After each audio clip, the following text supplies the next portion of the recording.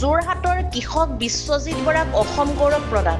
যোৰহাট জিলাৰ বাহনা কৃষি চক্ৰৰ অধীনৰ ৰংদৈৰ ভগনিয়াৰ আদৰ্শ কৃষক বিশ্বজিৎ বৰা 2024 বৰ্ষৰ বাবে বিশ্বজিৎ বৰাই লাভ কৰিছে অসম চৰকাৰৰ অসম গৌৰৱ বঁটা।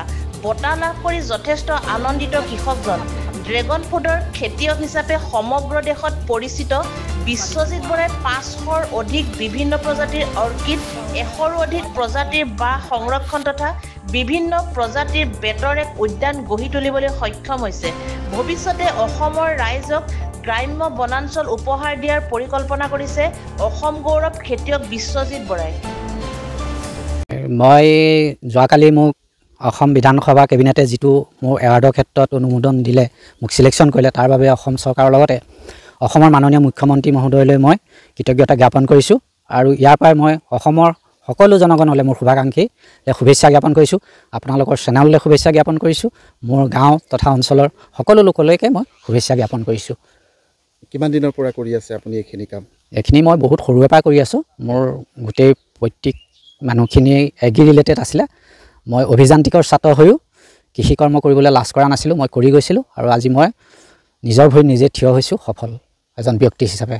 আপোনাৰ এই যিখিনি কাম কৰি আছে, ইয়াতে যিসকল পৰ্যটক আহিলে কি কি দেখিবলৈ পাব আজিৰ তাৰিখত? আজিৰ তাৰিখত আপোনালোকে দেখিবলৈ পাব মোৰ ইয়াতে এখন প্ৰায় 500 প্ৰজাতিৰ বুলি যদিও কওঁ তাতকৈ অধিক আছে। এখন অৰ্কিড গাৰ্ডেন আছে, এখন বেম্বু গাৰ্ডেন আছে 100 প্ৰজাতিৰ, আৰু এখন বেতৰ উদ্যান আছে।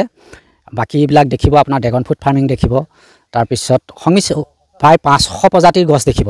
বিভিন্ন প্ৰকাৰৰ 500 প্ৰজাতিৰ গছ মই সংৰক্ষণ কৰিছোঁ, যিবিলাক অসমৰ পৰা বিলুপ্ত হৈ গ'ল, মানুহে দেখা নাই, সেইবিলাক মই সংৰক্ষণ কৰিছোঁ। মোৰ ইয়াতে যিখন মীন পাম আছে, এইখনৰ পৰা যোৰহাটৰ মানুহে প্ৰায় বছৰি বিহুৱে সকামে প্ৰায় 15-20 লাখ টকাৰ মাছ ক্ৰয় কৰে। আৰু মোৰ গাখীৰৰ এটা সুনাম আছে, মোৰ ডেইৰী আছে। গতিকে আৰু মই বিশেষকৈ আপোনাৰ ৰঙা চাউল বাহিৰলৈ পঠিয়াওঁ। এইটো কথা সকলোৱে জানে, ইতিমধ্যে এই চেনেলতে প্ৰকাশ পাইছে মোৰ নিউজ, সকলোৱে জানে। ইয়াতে মানে যিখিনি মই কৰিছোঁ এইখিনি আপোনাৰ প্ৰায় মানুহে নেদেখা ভিতৰত হোৱা। ইয়াত চাইনাৰ আছে, ভাৰতৰ বিভিন্ন প্ৰান্তৰ পৰা মই কালেক্ট কৰিছোঁ। চাইনাৰো আছে, আপোনাৰ বেত, আপোনাৰ ইয়াতে বিশেষকৈ হাতী বেত আছে, মোৰ ইয়াত চুলি বেত আছে, তেনেকৈ বহুত নেদেখা ৰাইডাং বেত আছে, শৌকা বেত আছে, যিবিলাক মানুহে নাজানে। সেইবিলাক আচলতে গৱেষক ছাত্ৰৰ এটা উৎসাহৰ বাবে মই এই উৎসাহৰ বাবে আছোঁ। আৰু বহুত আছে, গৱেষক ছাত্ৰৰ বাবে বহুত আছে। ছাত্ৰীসকলে মোক যি কয় সেই বস্তু মই আনি ৰাখোঁ তেওঁলোকৰ গৱেষণাৰ বাবে প্ৰয়োজন সাপেক্ষে। সেইমতে কাম কৰি থকা হৈছে। আৰু বিশেষকৈ আপোনাৰ গোটেই ভাৰতবৰ্ষত নহয়, গোটেই ৱৰ্ল্ডত এখন মই আপোনাৰ ভিলেজ ৰেইন ফৰেষ্ট গ্ৰাম্য অভয়াৰণ্য এখন গঢ়ি তুলিবলৈ গৈ আছোঁ।